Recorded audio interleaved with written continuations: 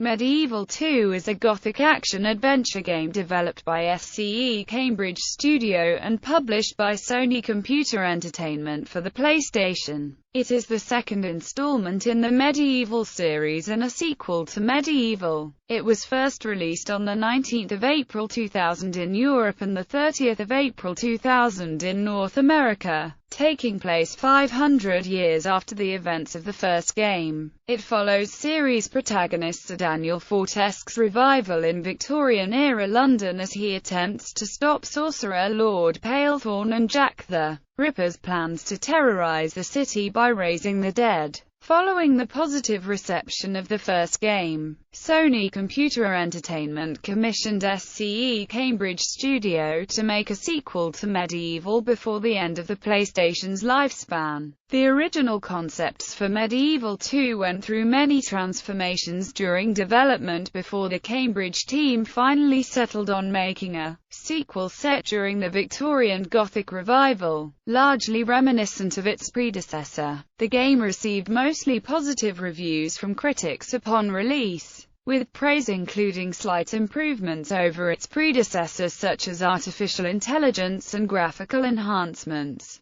but was criticized for lack of innovation from the original. Gameplay. The interface and gameplay style do not differ much from the previous title. MediEvil II sees the player once again in control of Sir Daniel Fortesque, who can use various forms of weaponry, such as close-range swords and clubs to long-range crossbows or catapults. The game contains several of the original forms of gameplay, weaponry, and graphics that were present in the first installment of the series. Similar to its predecessor, Dan is able to tear off his skeletal arm and use it as a club to fight off enemies during the early levels. Whilst featuring many of the classic swords and other medieval weaponry, new weapons featured in MediEvil II include pistols, shotguns and Gatling guns. Dan can visit merchants known as spivs to buy additional ammunition and services. He can also get advice from his ghost sidekick named Winston to learn new moves or to save the player's game between longer levels.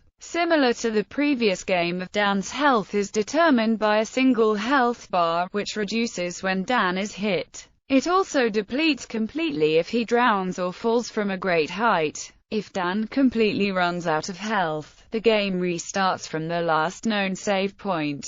Dan can refill his maximum health by collecting life bottles, which automatically refill his health if it is depleted. Whilst defeating enemies, Dan's Chalice of Souls will gradually fill up, which can then be collected and traded with Professor Kiff to unlock new weapons and items. Plot. The game begins 500 years after Sir Daniel Fortesque's battle against the evil sorcerer Zarok in events from the previous game. In Kensington in the year 1886, a sorcerer named Lord Palethorn discovers Zarok's spellbook and casts its spell of raising the dead over the city of London. However, the pages of the book soon scatter across London and Palethorn gains a demon-like appearance as a result. The spell Palethorn casts once again brings Sir Daniel Fortesque, who was resting at a nearby museum, back to life. He is recruited by a professor named Hamilton Kift and his ghostly sidekick Winston to recover the pages of Zarok's spellbook and put a stop to Palethorn's plans. Along the way, they end up being joined by an ancient mummy princess named Kia, Dan's future love interest.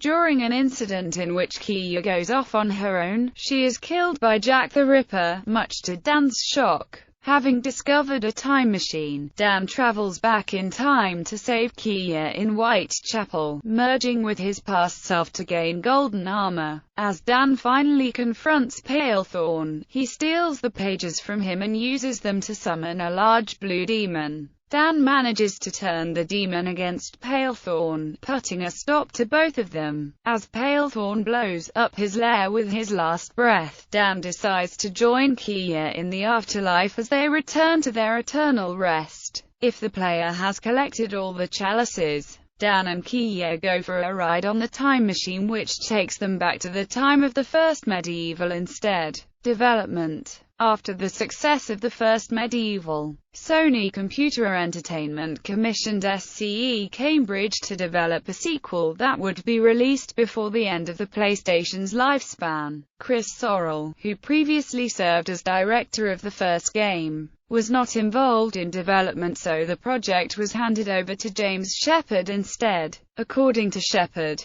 the original plot for MediEvil II had previous antagonists Zarok being held prisoner in the Tower of London, and Sir Daniel Fortesque's objective would be to free him. But this idea was eventually dropped due to it being considered identical to a B-movie twist ending. The Cambridge studio decided it would not be difficult to make a sequel to the first MediEvil, considering that the ending of its predecessor would give the team an opportunity to set the next game in a different time period. Shepard settled on MediEvil II being set in the Victorian era, the birthplace of the neo-Gothic revival. Shepard considered the hardest part of the development was deciding how to make the game better than its predecessor through making certain aspects of the game humorous. To achieve this end, the Cambridge studio recoded a lot of core technology, which Shepard considered was arguably similar to starting from scratch. Various features cut from the previous game were added into MediEvil II, such as playable characters in levels that featured puzzles. By the time the game reached beta status, the game offered larger levels, improved NPC logic, and more moves for the protagonist. Reception. MediEvil II received mostly positive reviews from critics upon release. The game was mostly praised for its rich, detailed graphics but was criticized by many reviewers for its bad camera angles, easy difficulty, and for being too similar to the first game. The game received an aggregate score of 79% from Game More rankings, slightly lower than its predecessor. At the 2000 BAFTA Interactive Entertainment Awards, MediEvil II won the Best Console Game category. IGN's Doug Perry praised the graphical advancements of the game, noticing that the sharper detail brings out a more sophisticated feel to the story, and the new addition of cutscenes create a better sense of